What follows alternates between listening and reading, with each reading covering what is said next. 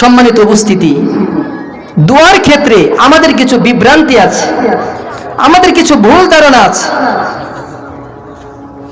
তোর মধ্যে একটা ভুল ধারণা হচ্ছে যে আমরা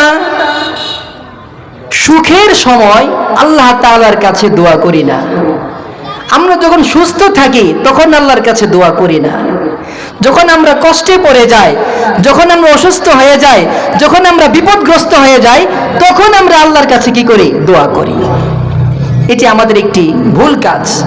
অথচ রাসূল করিম সাল্লাল্লাহু আলাইহি ওয়াসাল্লাম বলেছেন, মান সাররাহু আইয়াস্তাজিবাল্লাহু লাহু ইনদা শাদাইদি, যে ব্যক্তি পছন্দ করে যে আল্লাহ তাআলা তার বিপদের সময়, তার অসুস্থতার সময়, তার কঠিন পরিস্থিতির সময় তার দোয়াটা আল্লাহ কবুল করুক, এই কথাটা যে ব্যক্তি চায়, ফালইউকসিরি দুআ ফির রুখা, সে যেন সচ্ছলতার সময়, সে যেন সুখের সময়, সে যেন সুস্থতার সময় আল্লাহর কাছে বেশি বেশি করে কি করে? দোয়া করে।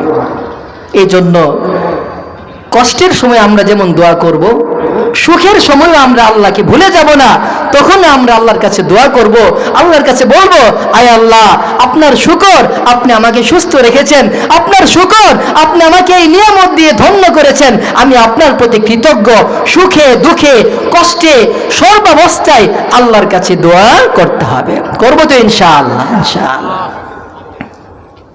2 নাম্বার হচ্ছে, আমরা শুধুমাত্র বড় কোনো বিষয়ে আমরা আল্লাহ তাআলার শরণাপন্ন হয়, আল্লাহর কাছে দোয়া করি। ছোটখাটো কোনো বিপদে আমরা আল্লাহর কাছে যাই না, আল্লাহর কাছে দোয়া করি না। যখন চিকিৎসার শেষ পর্যায়ে আমরা পৌঁছে যাই, সকল চেষ্টা তদবির যখন শেষ, দেয়ালে পিঠ ঠেকে গেছে, আর কোনো রাস্তা খুঁজে পাই না, তখন আমরা আল্লাহর কাছে ছুটে আসি, বলি, আল্লাহ, আমি বিপদে পড়ে গেছি, আর তো কেউ উদ্ধার করার নেই। এটা আমাদের অবস্থা।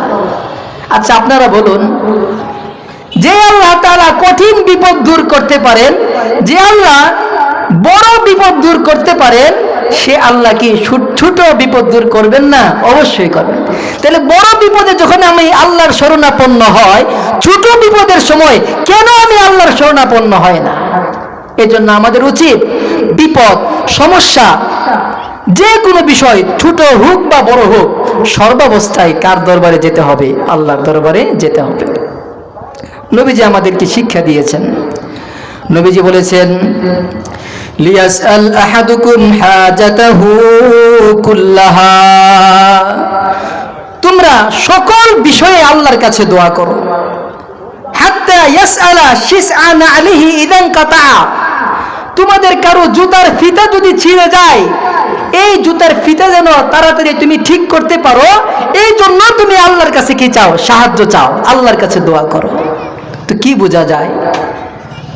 আমি যখন কঠিন রোগে আক্রান্ত হব, তখনও যেরকম আল্লাহর কাছে দোয়া করব, ঠান্ডা সর্দি কাশি তখনও আল্লাহর কাছে দোয়া করার দরকার আছে না নাই? আছে।